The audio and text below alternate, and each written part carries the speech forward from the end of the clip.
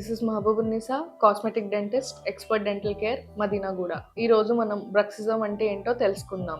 Bruxism ని తెలుగులో పళ్ళు నూరడం అంటారు. ఇది 3 టైప్స్ ఉంటుంది. Open and closing tapping motion, ముందు పళ్ళతో పళ్ళు నూరడం, ఆర్ వెనక పళ్ళను గట్టిగా కొరికేసి ఉంచి క్లెంచ్ చేసి ఉంచి పళ్ళు నూరడం. పళ్ళు నూరడం చిన్నపిల్లల్లో కూడా ఉంటుంది, పెద్దవాళ్ళల్లో కూడా ఉంటుంది. చిన్నపిల్లల్లో వాళ్ళు ఏజ్ పెరిగే కొద్దీ ఆ హ్యాబిట్ తగ్గిపోతుంది ఆర్ మానుకుంటారు.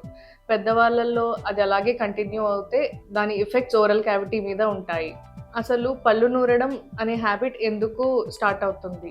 ఇది కొంతమందికి చిన్నప్పటి నుంచి అలవాటు ఉండి అది బ్రేక్ చేయడం కుదరక అలా కంటిన్యూ అయిపోతుంది. పళ్ళు నూరడం హ్యాబిట్ ఉన్న వాళ్ళకి వాళ్ళ టీత్ మీద ఎలాంటి ఎఫెక్ట్స్ ఉంటాయి అంటే, ఎడ్జెస్ ఆఫ్ ది టీత్ బాగా అరిగిపోవటం కానీ, పన్ను ముక్కలు విరిగి పడిపోవడం కానీ, కొంతమందికి బాగా సివియర్గా పళ్ళు అరిగిపోవడం ఇలాంటివి ఉంటాయి. పళ్ళు నూరడం హ్యాబిట్ ఉన్న వాళ్ళకి చిగురు పన్ను మీద నుంచి కిందకి జరిగిపోతుంది.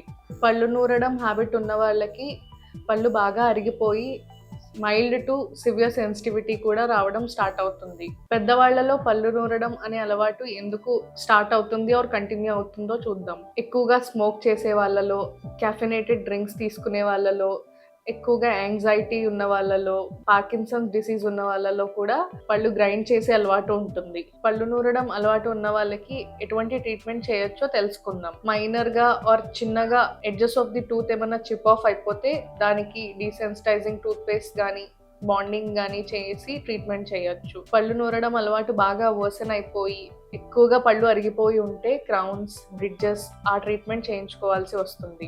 పళ్ళు నూరడం మోడరేట్గా ఆర్ మైల్డ్గా ఉన్నప్పుడు మౌత్ గార్డ్ అని ఒక అప్లయన్స్ చేయించుకుని డెంటిస్ట్ దగ్గర అది యూస్ చేసి పళ్ళు నూరే అలవాటుని తగ్గించుకోవచ్చు. ఇలా పళ్ళు నూరే అలవాటు ఉన్న వాళ్ళు మీ డెంటిస్ట్ని విజిట్ చేసి ట్రీట్మెంట్ ప్లాన్ డిస్కస్ చేసుకుని మీ పళ్ళను జాగ్రత్తగా సేఫ్గా ఉంచుకోవచ్చు. పళ్ళు నూరే అలవాటు ఉన్నవాళ్ళు మీ డెంటిస్ట్ని విజిట్ చేసి ట్రీట్మెంట్ ప్లాన్ డిస్కస్ చేసుకుని మీ పళ్ళను సేఫ్గా హెల్తీగా ఉంచుకోవచ్చు.